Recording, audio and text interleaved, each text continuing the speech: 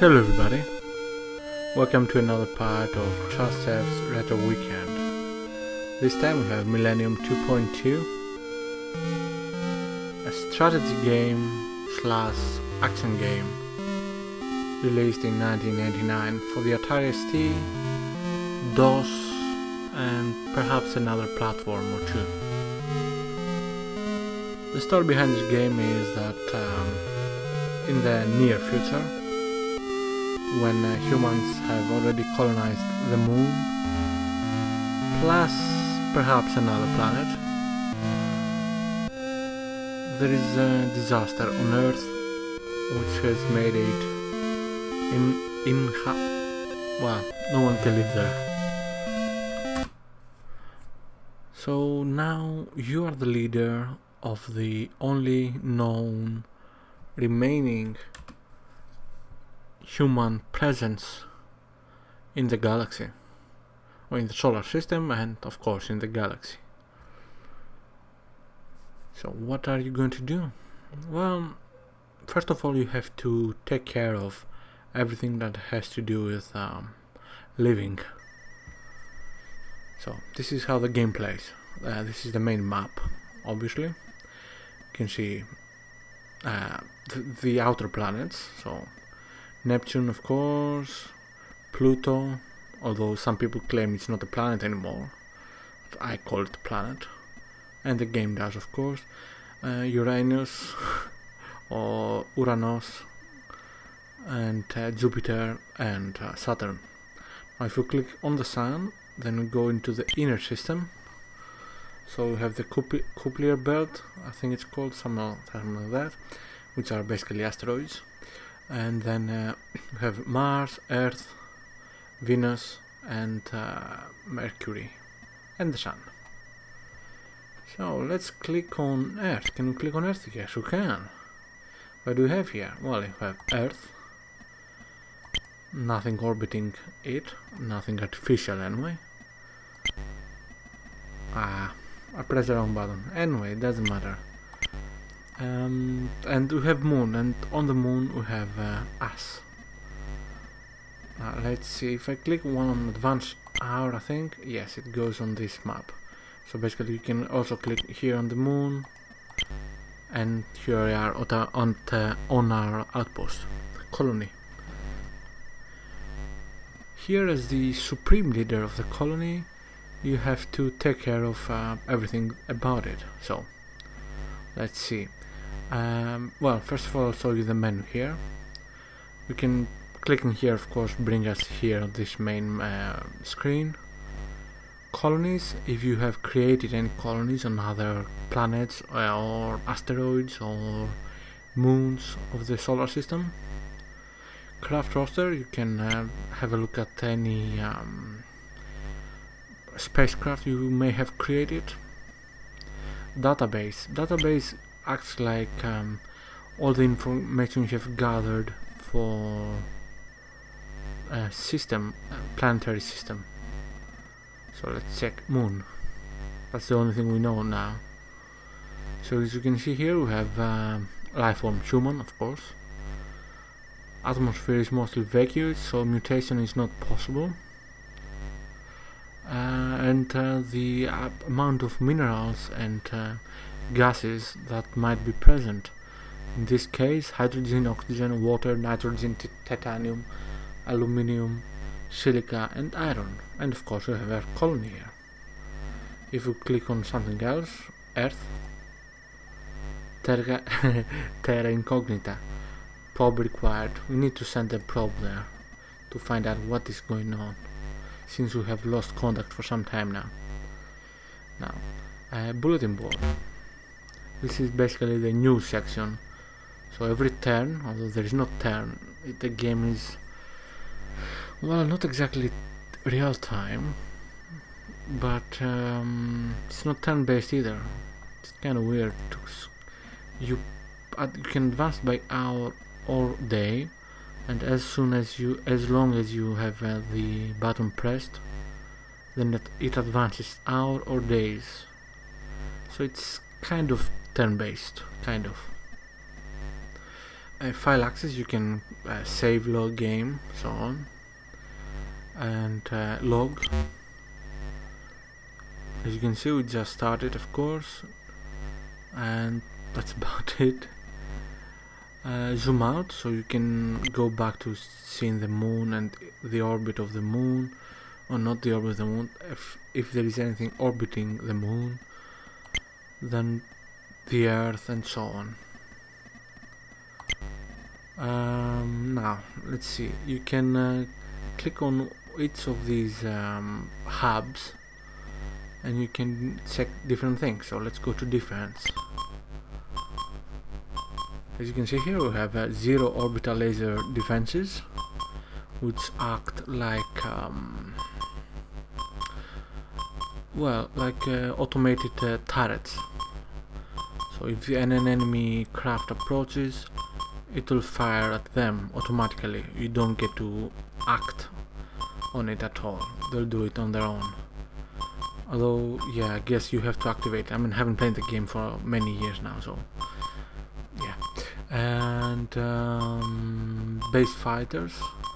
These fighters you can build later on in the game, which look a bit like this, and you actually get to pilot them. So as soon as you launch a fighter, the game turns into a 3D simulator, well, more like action game, not simulator, where you get to destroy enemy ships. It's kind of similar to the original Star Wars game for the arcades, only that if I remember correctly, here we have vector graphics, full field vector graphics, not just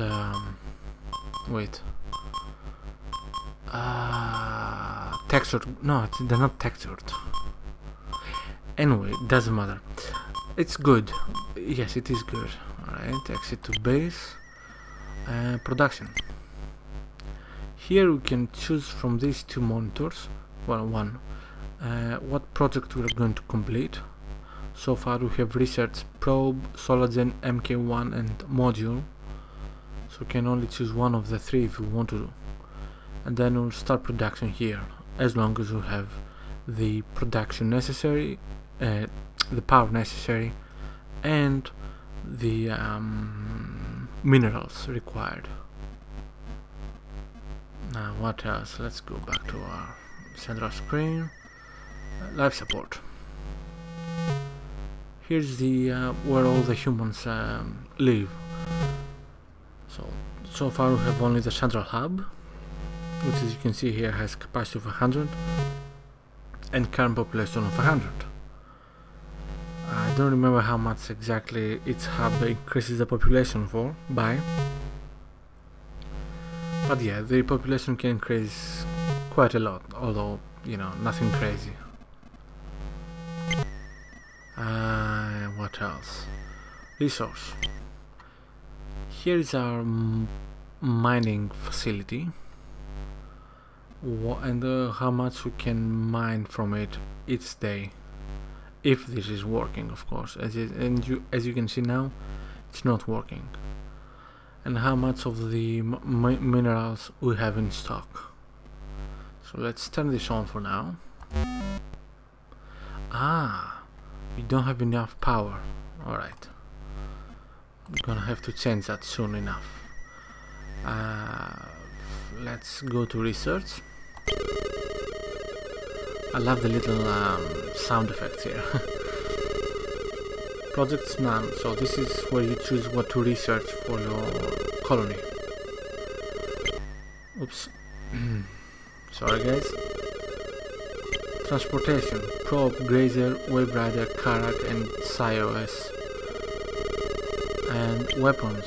Fighter, Orbital. And you can basically, as you progress the game, you have more choices here. Sorry. So let's research Solagen MK2 for now.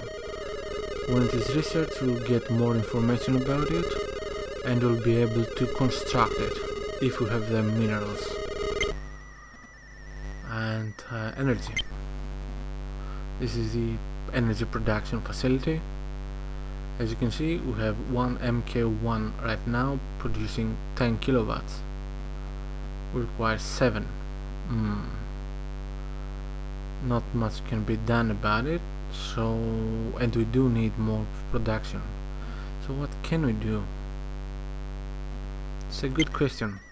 If I remember correctly, you can construct. Let's see. Can we come on. Project Solagen. Aluminium and silica. Okay, but we don't have enough production for. Oh man, I hate it. Demand 10. Oh yeah. I feel so stupid. You see here we have in stores MK Mark 1 Solagen. It is in our stores, it's not working, so let's enable it. Good. Now we have output of 100 kilowatts. And we can of course start mining. Good. When we continue advancing the days and hours, we'll have more stock. Let's try this. 1 day, 2, 3, 4. How is it? Okay, it looks like we have little bit of everything and probably enough to construct something if we want to. So let's go production, and he has already started. Good, because I chose it from earlier. So the game goes like this. We keep researching stuff, keep producing stuff, we expand our colony, then we create spaceships, space probes first, then spaceships, send them all around our solar system, and scout for minerals and information for whatever we can find, create colonies, outposts on other planets, and then of course there is an enemy, which I'm not going to say much about it because I don't want to ruin it. The game is awesome. It's one of the best, in my opinion, colony management games, although of course there aren't many. But still, it is a very, very good game, well worth playing if you like strategy and management games. Mind you, there are action sequences, as I said, when we are defending our base, then you get to enable them, the laser reserves you might have, and launch the fighters, one at a time. It's not difficult. From what I remember, it was quite not easy, but it wasn't very difficult to actually defend once you learn a bit of the controls. Still, it always remains a risk if you don't play well to have the enemy damage your base enough to cause trouble, so you don't want that. Anyway, I'm gonna stop here. It's quite a long video for what it is. I'm not going to play full game, of course. That would require many hours. It's a long game, very long game, very good game, very atmospheric game, and still unsurpassed in my opinion for what it is. Anyway, this was Trusteft Retro Weekend. Thank you very much for watching. Goodbye.